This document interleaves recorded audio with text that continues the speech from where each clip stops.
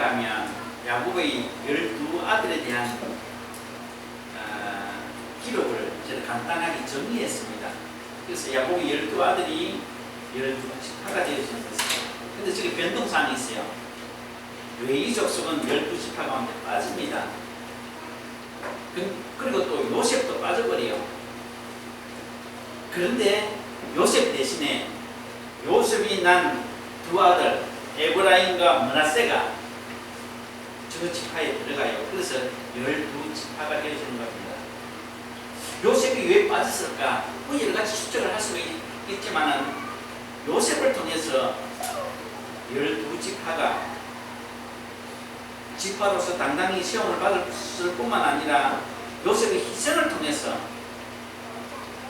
하나님의 백성들이 구원함을 받았다고 했던, 어떻게 보면 신약의 예수 그리스도와 같은 그런 차이를 감당했기 때문에 요셉은 빠지고 요셉의 큰아들, 둘째 아들이 제 지파 속에 들어가지 않았나 그렇게 생각되었습니다. 오늘 읽었던 본문의 내용을 보면 아버지 야곱의 심부름으로 형님들이 양을 치는 곳에 갔습니다. 형님들이 자기의 동생 요셉을 그냥 두지 아니하고 아버지의 사랑을 받는다는 이유로, 반말한다는 이유로 죽이려고 했어요. 그런데 르벤이 어떻게 우리가 죽일 수가 있느냐, 구덩이에 넣어서 하늘에 맡기자. 그래서 죽으면 죽는 것이고 살면 사는 것이고 우리가 어떻게 하겠느냐라고 이야기를 했을 때에 유다가 이런 제안을 다시 합니다. 그러지 말고 팔아보자. 팔면은 좀더 용돈이 생기지 않느냐 라고 해서 상인에게 팔아버렸습니다. 그래서 오디발이라고 했던 경비대장에게 팔려가게 되었어요. 그래서 이제 요셉은 종으로 살게 되었습니다. 그것이 이제 보통 보면 19살이다라고 이야기하는 사람도 있고 17살이다라고 이야기하는 사람도 있어요. 우리가 17살, 19살이면 고등학교 학생이라고 생각해 보면 되겠죠. 그런 아이가 장군의 집에 종으로 팔려가서 종으로 생활하게 되었습니다. 17, 19이라고 하면 행동에도 자유로운 아주 건강한 청년과도 같은 그런 나이대죠. 그런 아이에게 씻을 수 없는 상처를 받았습니다. 누구에게요? 형님들에게요. 그 가슴 속에 맺혀있는 한은 이루 말할 수 없을 것입니다. 그렇지만은 요셉은 열심히 종으로서 일을 했어요. 그런데 그 자기를 부리는 주인이 요셉의 그 일하는 것을 보고 그를 믿게 되었고 그의 모든 재산을 요셉에게 맡기게 되었습니다. 그래서 이제 조금 살만하겠다라고 생각을 했는데 그 보디발 장군의 아내가 요셉을 언제부터 눈여겨보고 있다가 요셉을 자기의 사람으로 만들기 위해서 겁탈하려고 했었던 것입니다. 그런데 그 일로 인해서 요셉은 다시 종에서 죄인이라는 신분으로 감옥에 갇히게 되었어요. 형들에게 팔린 것만 하더라도 억울하고 분통이 터지는데 억울한 누명을 쓰고 이제 종에서 죄인으로 갇혔다는 것은 정말 더 억울하고 난감한 그런 일일 것입니다. 그런데 그 감옥에서도 열심히 자기의 주어진 직분을 잘 감당했는지 어떻게 했는지는 모르지만 간수장이 눈에 띄어서 간수의 심부름하는 그런 사람이 되었습니다. 그런데 그때 마침 왕의 술을 빚고 떡을 만드는 관원장이라고 하는 두 사람이 죄를 짓고 들어왔어요. 그들이 꿈을 꾸었는데 그 꿈을 해석해 주었습니다. 결과는 요셉이 꿈을 해석해 준 그것대로 이루어졌어요. 떡 굽는 관원장은 사형을 당하고 술 맡은 관원장은 다시 바로 앞에 서게 되었습니다. 그런데 마침 그때 바로왕이 꿈을 꾸었는데 그 나라에 있는 모든 주술사 박사들에게 자기가 꾼 꿈을 해석해 달라고 부탁을 했습니다. 그런데 그 어떤 누구도 그 꿈을 해석하지 못하는 겁니다. 그것을 알고 있던 술 맡은 관원장이 과거에 자기 꿈을 해석해 준 요셉이 생각나서 왕에게 이야기합니다. 내가 죄를 지어 감옥에 갇혔을 때에 요셉이라고 했던 그 사람이 내 꿈을 맞춰 주었고 해석해 주었고 결과적으로 요셉이 그 해석해 준 대로 이루어졌습니다 라고 했을 때에 이 왕이 그러면 내가 요셉을 만나자라고 그렇게 이야기를 했어요. 그래서 왕이 요셉을 만났습니다. 그가 살아왔던 삶을 하나하나 훑어보면 모든 것들이 억울하고 부통 터지는 일밖에 없었다는 것이죠. 그러면 하나님을 믿는 사람이라고 하면 어떻게 하겠습니까? 정말 억울하고 분통이 터지는 일이 있으면 당연히 하나님 앞에 무릎 꿇고 기도하는 그것이 당연한 것이잖아요. 오늘도 우리가 어렵고 힘들면 어떻게 하는 겁니까? 당연히 하나님 앞에 우리의 억울함과 분통 터지는 일들을 고백하는 것이 기도잖아요.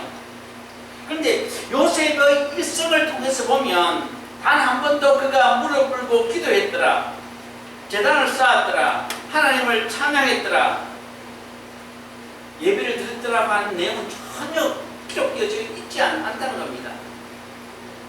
정말 그가 하나님의 사람이라고 하면 그가 분통 터지고 억울한 일을 당했을 때 당연히 기도해야 되고 당연히 제단을 쌓아야 됨에도 불구하고 요셉에게는 그런 기가 적혀져 있지 않다는 것이죠. 여러분 어떻게 생각합니까? 그것이 가능하겠습니까? 그런데 하나님은 그런 요셉을 계속해서 사용하고 계시다는 겁니다. 어떻게 보면 요셉 자신 입으로 하나님을 찬송하고 경배하고 자기의 억울함을 하나님께 호소한 내용이 하나도 찾을 수가 없다는 겁니다. 그러면 다른 믿음의 선진들이 그렇게 했겠습니까? 그럼에도 그를 구약의 예수라고 이야기합니다.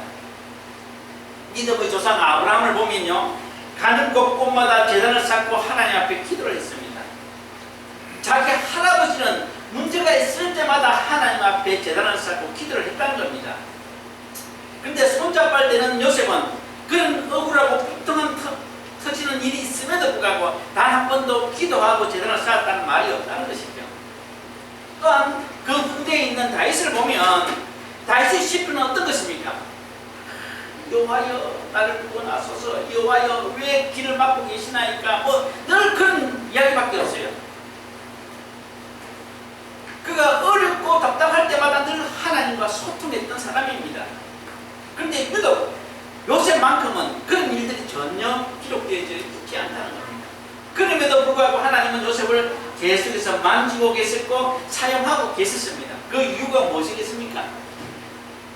오늘 우리도 당연히 어려움이 있고 문제가 있으면 기도하는 것이 당연한데, 그리고 누가 또 그런 일을 당하면 기도하십시오, 나도 기도하겠습니다라고 하는데 요셉에게는 그런 기록되어 있지 않다는 겁니다. 그럼에도 하나님은 요셉을 계속해서 사용하고 계시다는 것, 놀랍지 않습니까? 그것은 단 한마디로 정리하면 요셉의 삶 자체가 기도였고 찬송이었고 제단 쌓는 것이었다는 겁니다.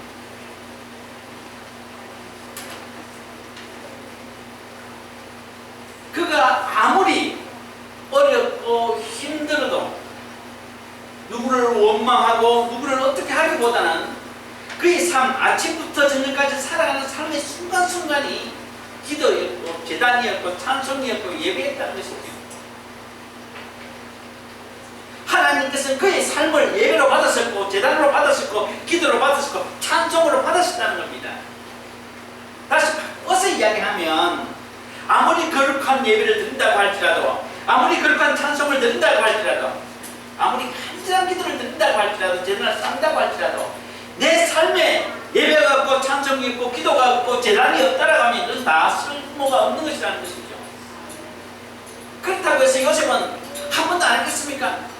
그는 일하는 가운데다 늘 하나님을 찬송했을 것이고 기도했을 것이고 답답한 친구는 늘 하나님께 고백했을 것입니다.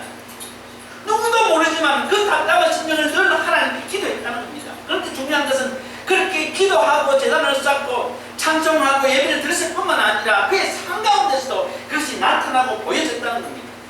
그것을 어떻게 알 수 있습니까? 요셉이 아버지의 사랑을 받을 때는요, 사랑을 받으면 받을수록 미움이 자꾸 생기기 시작을 했습니다.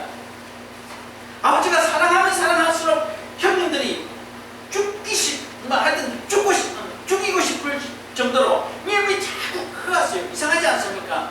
왜 아버지의 사랑을 받는데 사랑을 받으면 받을수록 형님들이 자기를 싫어하겠습니까? 말되지 않잖아요.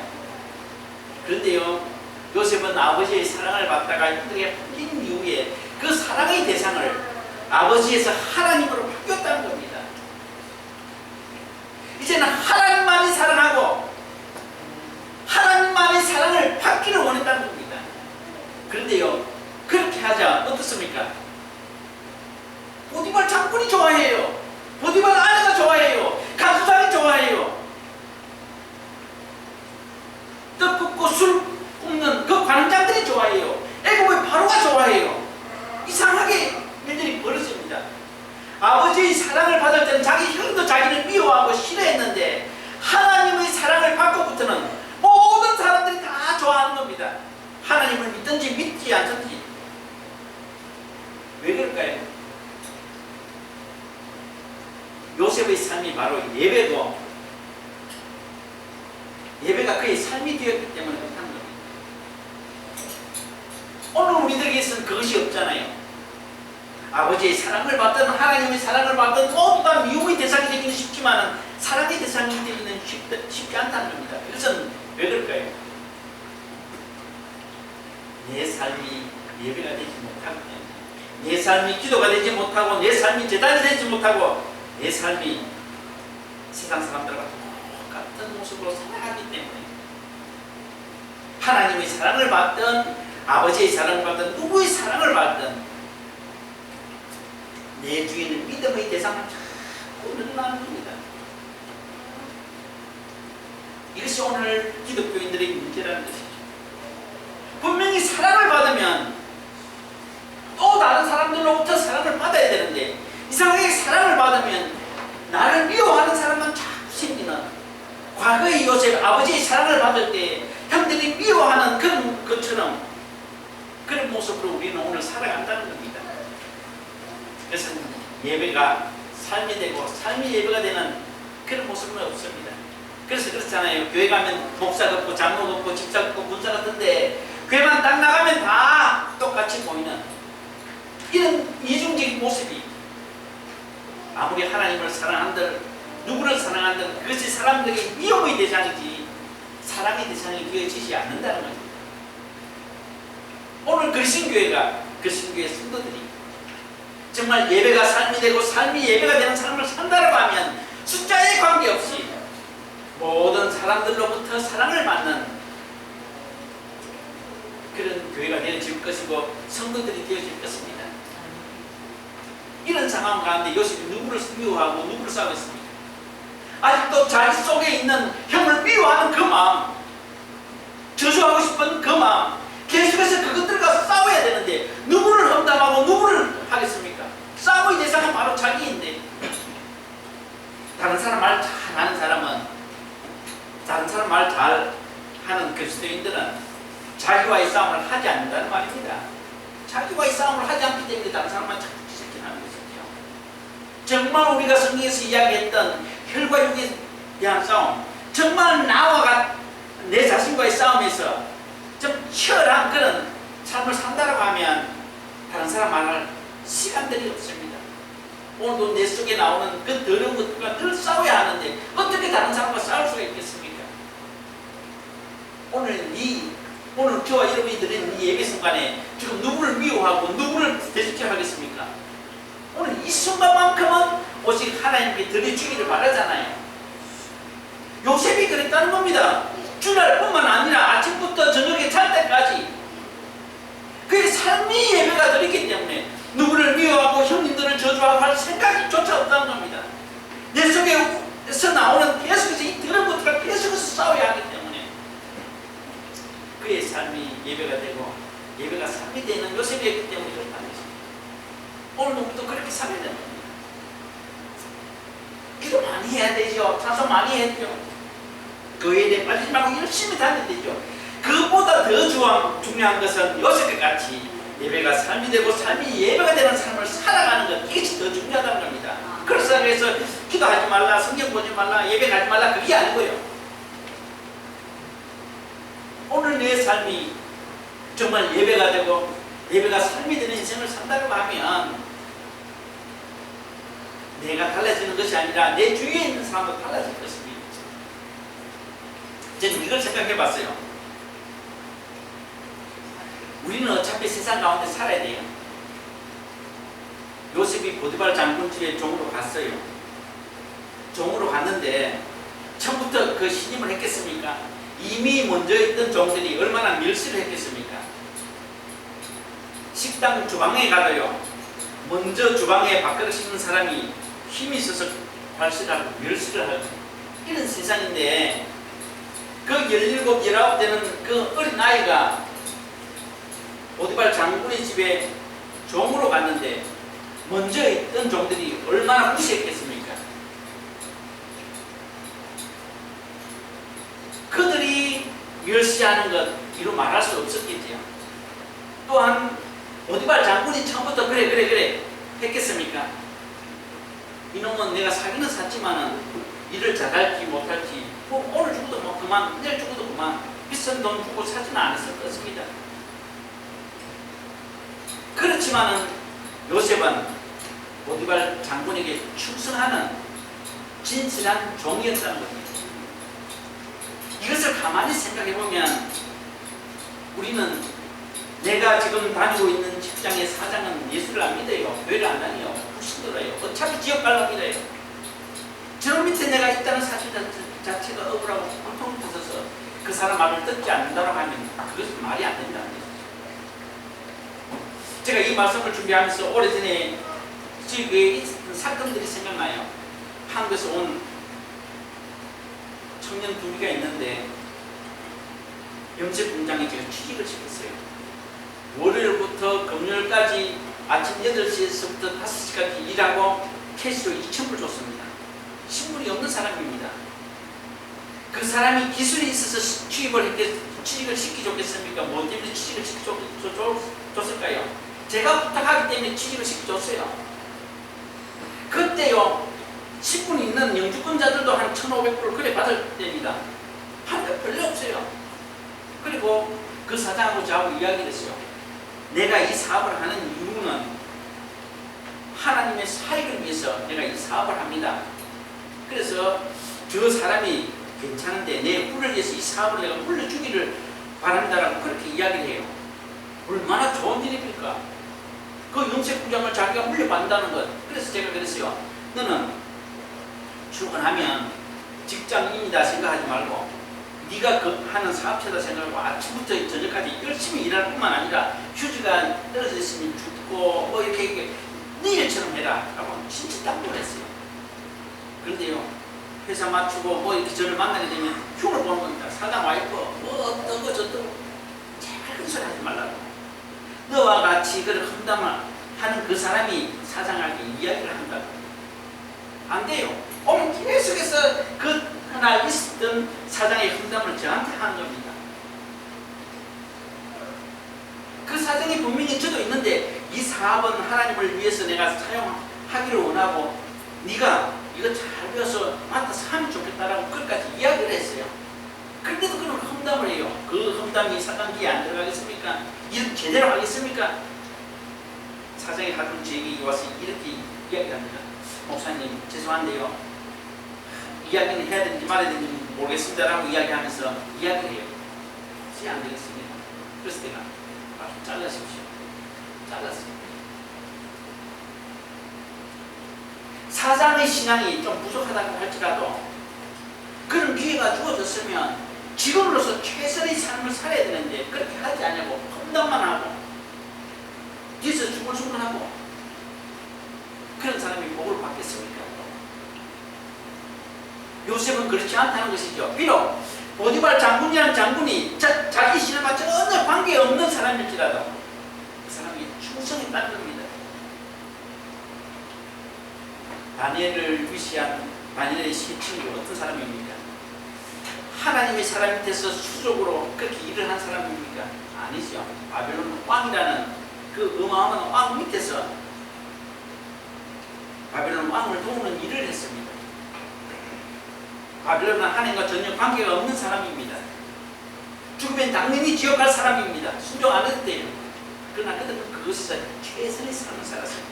신앙으로서 자기 신앙에 위배되지 않는 한 최선의 삶을 살았다는 겁니다. 열심히 했다는 겁니다. 요셉이 그렇게 했다는 겁니다. 왜 그럴까요? 요셉은 예배가 삶이 되고 삶이 예배가 되기 때문에 그렇습니다. 사장이 내 신앙을 건드리지 않는 한 최선을 다해서 목숨을 걸고 사장을 섬겼고 사장의 말씀에 순종하는 삶을 살았을 때에 보디발 장군 인정을 받았고 간수가 인정을 받았고 나중에는 어마어마한 애국의 왕이 요셉을 인정하게 되었다. 뿐만 아니라 요셉이 애국의 총리가 되었을 때에 지만 잘 먹고 잘 살았습니까?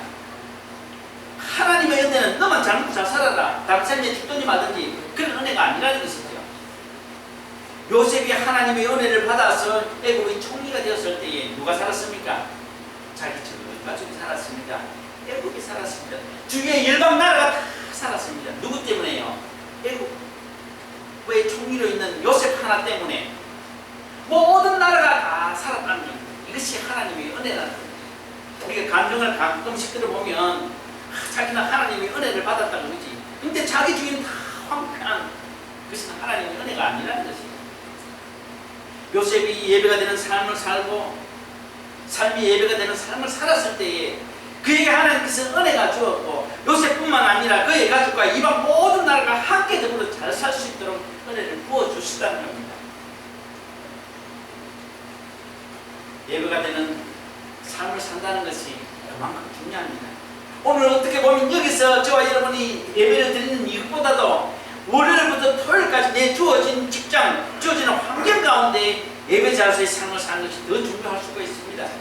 아무리 오늘 저와 여러분이 거룩하게 찬송을 부르고 예배를 드리고 말씀을 듣는다고 할지라도 내일부터 당장 나가는 직장에서부터 내가 내 맡은 사명을 다 감당하지 못한다고 하면 오늘 들었던 이것은 아무런 의미가 없다는 것입니다. 요셉은 오늘 우리와 같이 이런 예배를 드리지 못할지언정 아침부터 현재까지 주어진 삶들 가운데 삶의 예배를 철저하게 드렸다는 겁니다.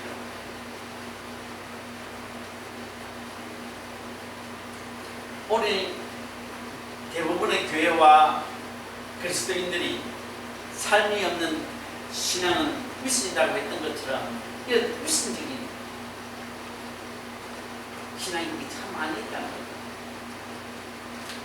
그래서 교회가 욕을 먹고 교회 간다고 하면 욕을 먹습니다. 제가 오래전에 전화를 했는데 뭐 이렇게 하다가 목사입니다 라고 딱 이야기를 하는데 상담은 저한테 말을 올리다가 말을 닦아요. 그래. 기분 되게 나쁘대요. 목사라고 딱 밝힌 순간 말을 딱 놔버려요. 그러면서 제가 무슨 생각이 드는가 하면 오늘날 목사가 그렇게 돼요. 왜 그럴까? 삶의 예배가 없고 교회에서만 목사인 것처럼 했기 때문에 그들이 봐서 목사, 그러면 한 수 아래로 보는 이런 시대에 우리가 살아가고 있습니다. 여러분도 사람들과 교제를 나눌 때에 그냥 좋게 이야기를 잘 나눠요. 그러다가 교회 이야기하다 집사냐? 집사다. 그러면 말이 달라지면 분명히 내 삶이 무엇인가 문제가 있다는 겁니다. 예배자의 삶이 아니라는 것입니다. 그래서 오늘 마지막으로 이 말씀을 정리하면 우리 그리스도의 만큼이라도 그리스도의 성도들만큼이라도 요셉과 같은 예배자의 삶, 제단을 사는 삶을 살아가야 하겠습니다. 이것 이상으로 귀한 것은 없습니다. 때로는 오늘 우리가 드린 예배가 성가대도 제대로 없고 뭐가 제대로 없어서 삐거리고 그럴지라도 오늘 월요일부터 금요일까지 요셉과 같은 예배자의 삶을 산다라고 하면 하나님은 요셉을 사용하셨듯이 그 신비를 사용할 것이고 여러분들을 사용할 것입니다. 저는 그거 믿습니다. 그래서 문을 닫는 직인까지 이럴지라도 우리는 끝까지 믿음을 지키고 나가야 하는 겁니다. 많은 사람들이 교회는 가고 예배는 드리고 제단을 쌓는다고 하지만 월요일부터 토요일까지 예배자에서 삶을 살지 않기 때문에 이런 문제들이 오늘 우리 눈앞에 있게 되는 겁니다. 그래서 2019년 얼마 남지 않았지만 지금부터라도 교회에서 드리는 예배도 중요하겠지만 월요일부터 토요일까지 어떻게 같이 예배자의 삶을 살아야 됩니다. 일하면서 기도하고 찬송하고 제단을 쌓는 삶을 산다고 하면 하나님은 그 신교회와 여러분들 그냥 두지 아니할 것입니다. 분명히 10년 만에 종이 죄인이 애국이 총리가 되었던 것처럼 우리 교회도 여러분도 하나님께서 은혜 주실 줄로 믿습니다. 이것을 위해서 함께 우리가